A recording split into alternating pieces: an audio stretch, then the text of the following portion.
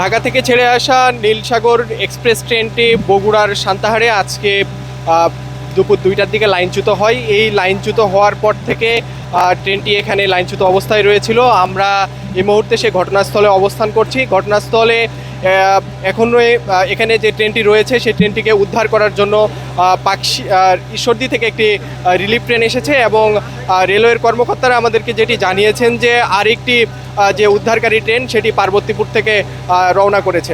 তো আমরা আপনাদেরকে যদি আরেকটু জানিয়ে রাখি যে আজকে সকালবেলা ঢাকা থেকে চিলাহাটির উদ্দেশ্যে এই নীলসাগর এক্সপ্রেস ট্রেনটি ছেড়ে আসে এবং ঈদে ঘর ফেরা মানুষের বেশ চাপ ছিল ট্রেনটিতে এবং যে সমস্ত যাত্রীরা ছিল ট্রেনে সেই যাত্রীরা এই ট্রেন থেকে পড়ে যে হতাহত হয় এবং স্থানীয় এবং প্রত্যক্ষদর্শীদের সঙ্গে আমরা কথা বলে যেটি জানতে পেরেছি যে গতকাল রাত 11টার দিকে এখানে একটি বিকট শব্দ হয় এবং সেই শব্দের পরে ট্রেন লাইনে ফাটল ধরে এবং সেই ফাটলের পর থেকে কিন্তু এখানে যারা রেলওয়ের কাজ করে যাচ্ছিল তারা কিন্তু কাজ করছিল এবং এই ট্রেনটি যখন সান্তাহার স্টেশন থেকে যখন ছেড়ে আসে ঠিক সেই সময়ে এখানে লাল পতাকাও কিন্তু উত্তোলন করা হয়েছিল, কিন্তু চালক অসাবধানতাবশত সেটি না দেখার কারণে ট্রেনটি দ্রুত গতিতে যাওয়ার কারণে সেই ফাটল স্থানে ট্রেনটি যায় এবং সেখানে লাইনচ্যুত হয় এবং এই ঘটনার পর থেকে কিন্তু চালক পলাতক রয়েছে এবং সান্তাহারের যিনি সহকারী স্টেশন মাস্টার রয়েছেন তাকে কিন্তু